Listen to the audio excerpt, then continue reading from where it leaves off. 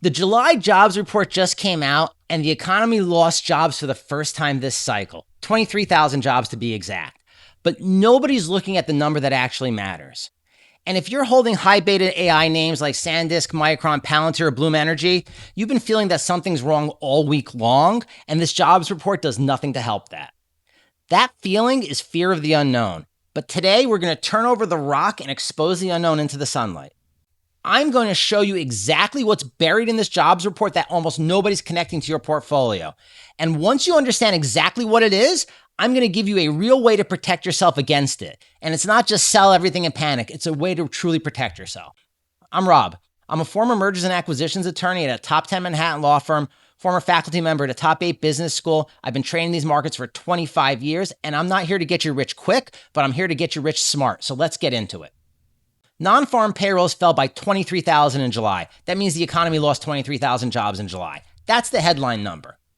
But this is a situation where bad news for the labor market might mean good news for the stock market. Let me explain. The Fed's job is keeping prices stable and employment strong. The narrative up until this morning was that rates were going to be rising in September. But when the labor market softens, that gives the Fed more room to actually cut rates or at least hold them steady without worrying about overheating the economy. And lower interest rates, or at least steady interest rates, mean cheaper borrowing and a higher present-day value on profits that are still years away. And that is what disproportionately helps expensive, high-growth, high-beta names like SanDisk, Micron, Palantir, and Bloom Energy, because more of their value is locked into the future, especially into the future profits that we're expecting out of them. That's the whole reason a bad jobs number can be quietly bullish for these types of stocks. Now, here's the part of the report that's easiest to skip past, but it really shouldn't be. May's job gains got revised downward, and June's job gains got revised downward. Combined, that means there were 103,000 fewer jobs than were initially reported. So this July report, which was bad, wasn't just a one-time miss, it turns out. It's the third month in a row that the labor market came in soft. And a soft month can be noise, but 3 soft months in a row is the start of a trend. And this takes the odds of a September rate hike lower.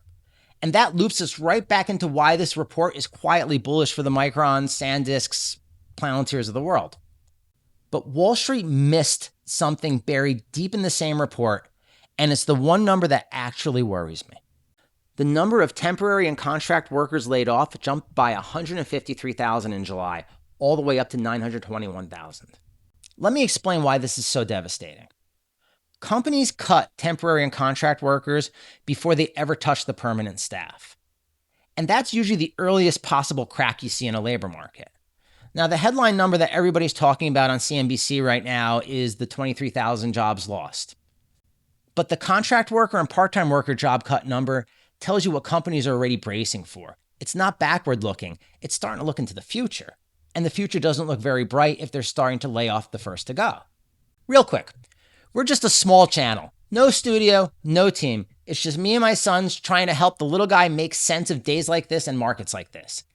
If any of our content is landing, a like and a sub goes a long way for a small channel our size. Now back to the jobs report. All week, we've been talking about SanDisk on this channel.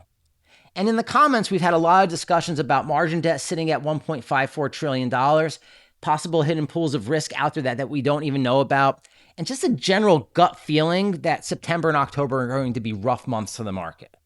I share those concerns, and today's report did nothing to ease them. Here's why. This job report touches 2 different kinds of risk. One is business risk, and it really doesn't impact the SanDisks and the Microns of the world right now. In fact, the jobs report was probably helpful for them. But industries such as hospitality lost 40,000 jobs, and this jobs report is a direct risk to their businesses. It's the second kind of risk that really is potentially problematic for the Microns and the SanDisks and the Palantirs and the Bloom Energies of the world. And that's called market risk or structural risk. The best way to explain it is this way. Imagine if everybody on your street borrowed money to buy their house from the same bank. One day, everyone on the street gets a phone call from the bank saying that they need to get paid back the entire amount of the mortgage within 24 hours. Now, nobody has all that money at once. So they're going to have to sell their house in order to raise the money to pay back the bank. But if everybody on your block is selling their house at once, it's going to bring down the price of the house. That debt that you have for the house, that debt that the whole Street has for the house is just like the debt that the market has on margin debt. And if the bank, meaning the brokers on the margin debt, call it in saying, hey, pay us back all at once, that's going to cause everyone to start selling their stocks and will lead to a crash. And that's the bigger fear, the bigger structural fear as we start seeing chips in the labor market. As we start seeing more and more cracks appear, the risk of a large margin call or some other market event sending a shockwave through the markets becomes more substantial. Even though SanDisk, Micron, these are solid companies, they can still get taken down by the broader market. If the brokers require that everyone with margin debt sell all at once, good stocks are going to get taken down with the bad stocks. Everybody's got to sell to raise money. And that's the true structural risk for the market right now. To make matters worse, we are already seeing this play out in the real world. Last week, a hedge fund called Situational Awareness went belly up. At its peak, it was managing $45 billion of money.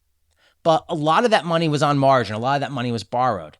In fact, the reports are that its leverage, its amount borrowed, was up as high as 400%. To put that into perspective, that means for every dollar that the hedge fund owned, it was trading with roughly $4 of borrowed money. And the Situational Awareness Fund owned huge stakes in AI infrastructure stocks. In fact, SanDisk and Bloom Energy were two of its biggest holdings. Then the trade turned. And because so much of that money was on margin, meaning that it was borrowed, the fund's lenders, Bank of America, Goldman Sachs, JP Morgan, got nervous and spooked and issued margin calls. Well, the fund didn't have the money to pay them back, so it had to sell stocks. And it kept on selling stocks. All that extra supply of stock hitting the market at once caused prices to fall. And we saw that in real time. Go back and look at the price action on SanDisk, on Bloom Energy during this time period. It was atrocious. That's market risk in real life. And it's the same mechanism sitting underneath the entire market right now at a much bigger scale. Just to put this in context, total margin debt going into the 2008 financial crisis was roughly $500 billion. Today, it's at $1.54 trillion. That's over 3 times higher. One week jobs report is exactly the kind of shock that can set off a market into a chain reaction of margin calls, forced sales, more margin calls, more forced sales, and ultimately lead into a crash. So now we know that structural risk, and more specifically, $1.54 trillion of margin debt, is what's been keeping us up at night. It's the risk that we've been afraid of. What are we going to do about it? And here's 4 non-panicking ways to protect yourself. First, sell covered calls against shares you already own. This gives you a premium in cash today in exchange for agreeing to sell your shares at a set higher price if they ever get there. Basically, you're capping your upside, but it puts real money in your pocket today and it cushions you against any sort of downside pullback. Second, buy protective puts. Think of it like buying an insurance policy for your positions on SanDisk or Micron or Palantir. You pay a small premium up front, and if the stock drops hard, that put's going to gain value and offset your loss. Third, trim a portion of your position. You don't have to choose between selling 100% or staying 100% in. Selling even 10 or 20% of a name that's already run high locks in your real gains and lowers your potential risk. Fourth, put some fresh capital into the game, but put it into something really boring. Gold, treasuries, a defensive sector with low correlation to the AI trade. This is all going to offset your risk and your exposure without having to bet against SanDisk, Micron, Palantir, or Bloom. None of these require you to stop believing in the AI story, but they do provide you some protection from an AI bubble bursting and a wave of margin calls coming in and flooding the market with stock. So don't panic off this jobs report, but don't ignore it either. Watch whether the temporary layoffs keep climbing and whether there are more downward revisions from earlier months.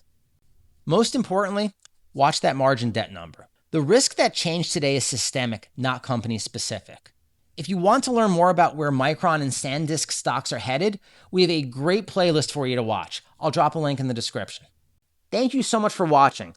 Please remember to like and subscribe, and until next time, may all your trades be profitable.